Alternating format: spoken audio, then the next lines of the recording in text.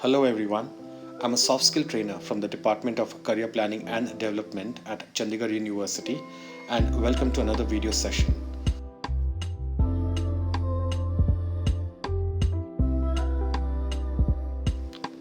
This video is about resume specific vocabulary and how and why it is important for creating a good impression with the HR when you apply for a job of your choice.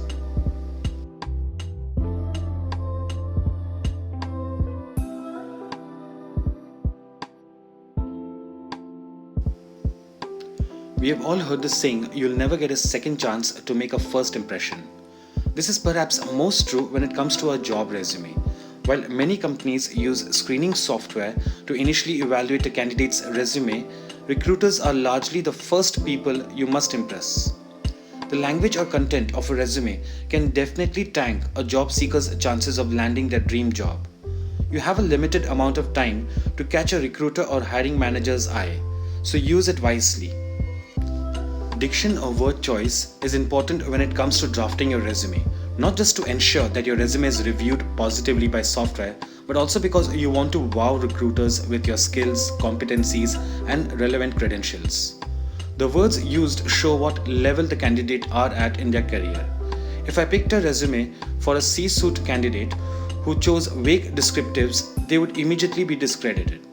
Some might think a candidate's experience outweighs the actual text of a resume, but this is often not the case. If a hiring manager doesn't see key indicators, a candidate is qualified by appropriate word choice or diction at first glance. Chances are the resume will be eliminated before they are even considered. So to land your resume at the top of the pile, we have here from an expert panel of career coaches, resume writers, and experts about what words would they like to see on your resume. So here's what they had to say.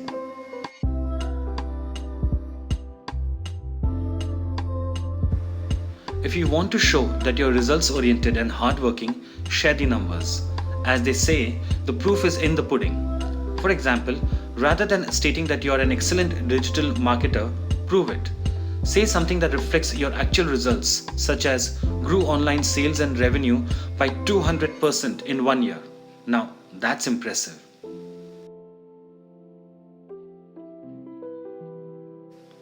Action verbs are a must on any resume, but not just any action verbs. Include verbs that show leadership and transformation.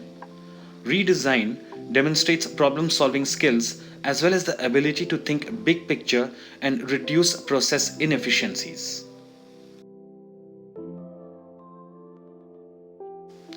If clichés are a no-no, simple yet powerful words are your go-tos. Simple practical words that denote responsibility have the most impact. Launched, solved, transformed, and optimized are all examples of action verbs that make you look good without resorting to clichés.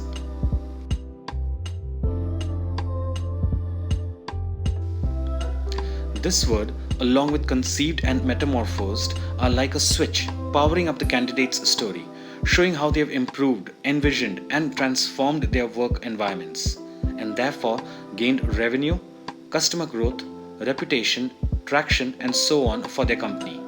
Words like these empower and advance the candidate's story.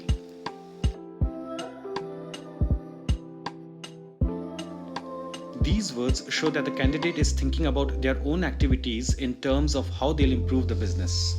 Terms like hardworking don't do this because working hard doesn't necessarily produce better results. But focusing on being productive, adding value, and making progress shows that the person is turned in to improving the company, which almost always resonates with hiring managers.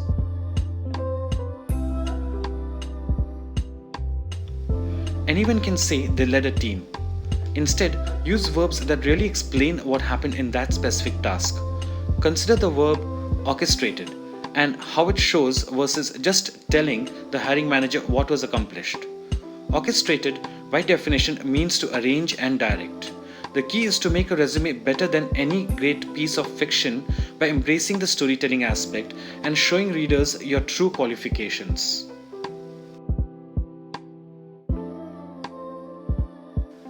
Rather than looking for the latest buzzword, it is really more about choosing words that accurately describe actions or goals that were met. In lieu of hardworking, consider saying what hard work was done. Example, did a candidate work tirelessly to reach an impossible deadline? It is important to use verbs that really pinpoint what is accomplished, that is, influenced, improvised, achieved, and so on. This way, there is no miscommunication about a candidate's qualifications.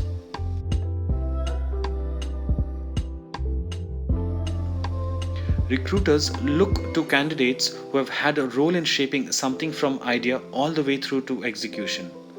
One of the main qualities they look for is someone who can take a vague idea or strategic goal and see it through to completion, rather than someone who executes on a plan that's already been decided. So, using these keywords will definitely signal that you have had a role in this higher level thinking and will grab the attention of most hiring managers.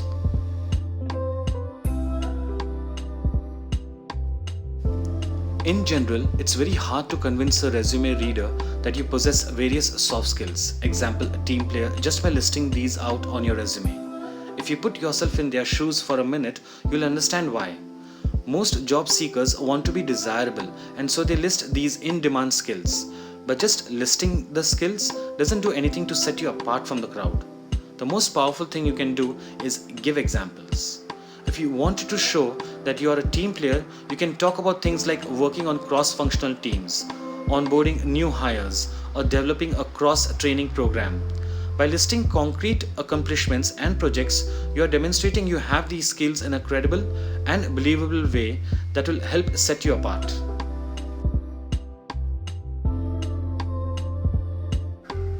A resume should be impactful while still skimmable, or able to be easily skimmed by recruiters and hiring managers.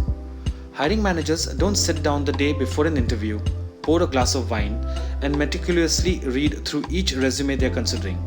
Instead, they scramble to make it to the interview on time, open up the resume as the interview is starting, and skim it to find things to talk about.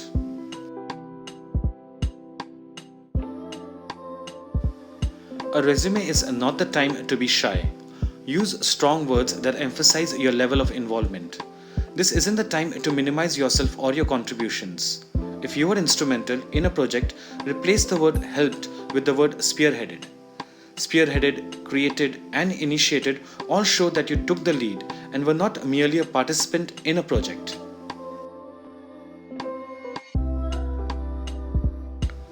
Show you're dedicated to your work start to finish. If you disregard diction and word choice and think that they don't carry any weight, you're wrong.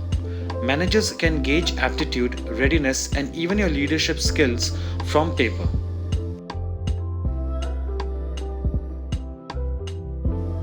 This last tip does not refer to your resume's vocabulary, it's more about how to write your resume and prepare it.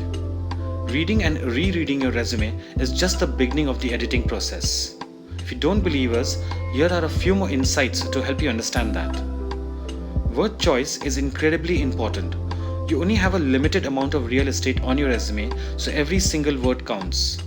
Focus on achievements, quantify where possible, and make an effort to tailor your experiences to your target job. It's more effective to talk about fewer projects and responsibilities more in depth than to list every single thing you have ever done.